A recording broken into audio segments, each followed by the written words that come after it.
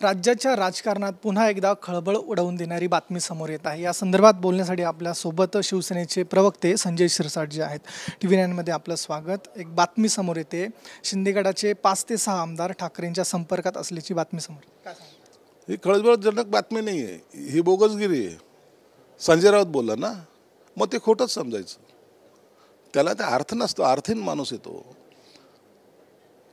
काँग्रेसचे खासदार जास्त निवडून आलेत, त्यांच्या खासदारची लाडवतूला सुद्धा झाली आणि एक बॉक्स यांनाही पाठवलं त्यांनी, असं मला माहिती जी आहे की तुम्ही खा, तुमच्यामुळे आमचे खासदार वाढलेत।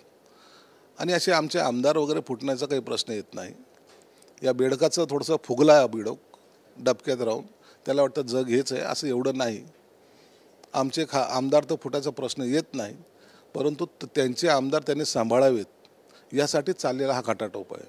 आणि आम्ही जर मनावर घेतलं तर काय करू शकतो याची जाणीव त्यांना आहे, म्हणून येणाऱ्या काही दिवसामध्ये त्यांना त्यांची जागा आम्ही निश्चित दाखवू।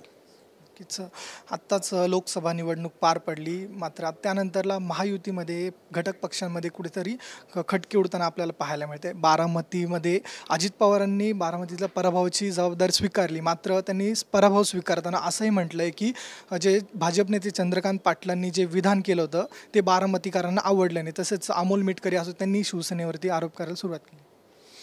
अमोल मिटकरींनी आमच्यावर आरोप नाही केले, परंतु एक आहे, पराभव झाल्यानंतर माणूस या सर्वाचं श्रेय दुसऱ्याला देतो। पराभव का झाला तर यांनी काम केलं नाही, त्यांनी काम केलं नाही, त्यांनी असं थोडं असं करायला नको, त्यांनी तसं करायला नको होतं। परंतु जर विजयी झाला तर आमची मेहनत कामाला आली, आम्ही म्हणतो तसंच नाही नाही मी संभाजीनगरची जागा निवडून आणली, अरे सर्वांनी काम केलं ना, आणि पडली असती तर म्हणलं असतंच का? म्हणून हे श्रेयवादाची जी लढाई आहे ना, ही आता थांबली पाहिजे। कुणावर आरोप करण्यापेक्षा सीट पडली हे आपण मान्य केलं पाहिजे, याच्यावर चर्चा करण्यापेक्षा येणाऱ्या निवडणुकीमध्ये एकत्रितपणे काम कसं करता येईल याला पाहिलं पाहिजे। काही लोकांना ओव्हर स्टेटमेंट करण्याची सवय आहे, अति उत्साहात, त्या स्टेटमेंटचा सुद्धा काही परिणाम या निवडणुकीवर झालेला आहे। म्हणून अशा लोकांनी सुद्धा थोडंसं आपल्यावर कंट्रोल जर ठेवलं तर लोकांमध्ये मेसेज चांगला जातो। तुम्ही काहीही बोला ना, लोक ऐकून घेतील, असं जे काही गैरसमज आपल्यामध्ये निर्माण झाला होता त्याला लोकांनी उत्तर दिलेलं आहे। निवडणुकीत पराभवाची काही कारणं समोर येत आहेत। केंद्रीय नेतृत्वाचा जागा वाटपात हस्तक्षेप असो किंवा जागा वाटप जे काही उशिराने झालं, केंद्रीय नेतृत्वाने अनेक उमेदवार बदलले गेले, या काय वाटतं आपल्याला? नाही, केंद्रीय नेतृत्वाचा याच्यात काही जास्त इंटरफेअर नव्हता, परंतु आमच्याकडे जे काही सर्वे नावाचं नवीन भूत आलं आहे, जवळपास 10-12 सर्वे, प्रत्येकाचा सर्वे वेगळा, प्रत्येकजण आपापलं मत टाकतोय, आणि सर्वेवर अवलंबून ज्या काही सीटा बदलल्या गेल्या, सर्वेवर अवलंबून जे काही कॉम्प्रोमाइज केले गेले, ज्या युतीमध्ये जागाचं वाटप झालं, त्याच्यामुळं बसलेला हा फटका आहे। म्हणून आता सर्वेवर जाणार नाही असं कानाला खडा तर सर्वांनी लावला पाहिजे। कार्यकर्त्याचं मत घ्या मतदारसंघाची असलेली परिस्थितीवर, आणि ओव्हर कॉन्फिडन्स हा त्यांना घातक ठरलेला आहे। सर्वांना आम्हाला त्याचा फटका बसलेला आहे, हे आम्ही मान्यच करतो।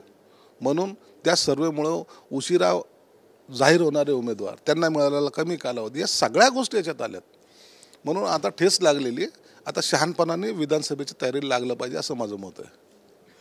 आता राणे बंधूंनी राजापूर मतदारसंघांवर क्लेम करायचा प्रयत्न केला आहे। उदय सामंत असो यांना त्यांनी अनेक टीकाही त्यांच्यावरती केलेल्या आहे।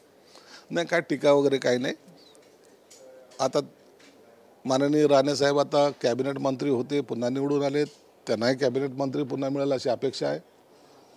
आता इतर मतदारसंघामध्ये काय करायचं काय नाही करायचं याचा निर्णय त्यांच्या पक्षाचे श्रेष्ठी घेतील। महायुतीमध्ये कोणत्या जागा कोणाला सोडायचा हा निर्णय झाल्यावरच त्याच्यावर भाष्य करता येईल।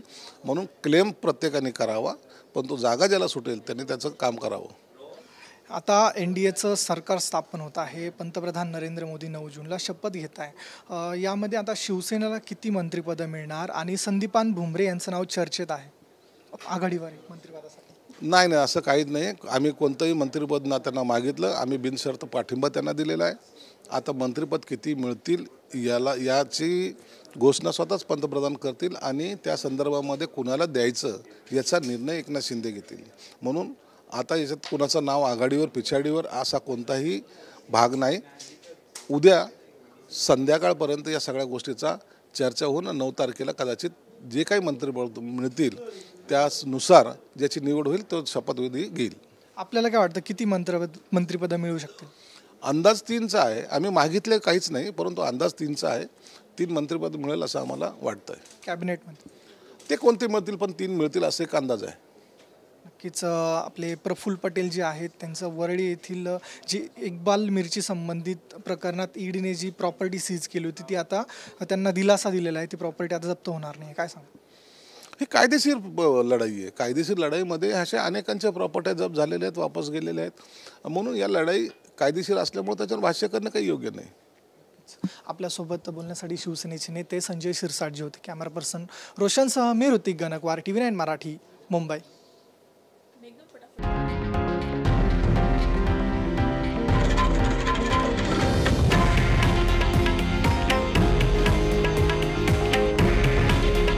हे आहे देशातील नंबर 1 न्यूज नेटवर्क आणि आपण पाहत आहात TV9 मराठी. काळजी तुमची, हित महाराष्ट्राचं.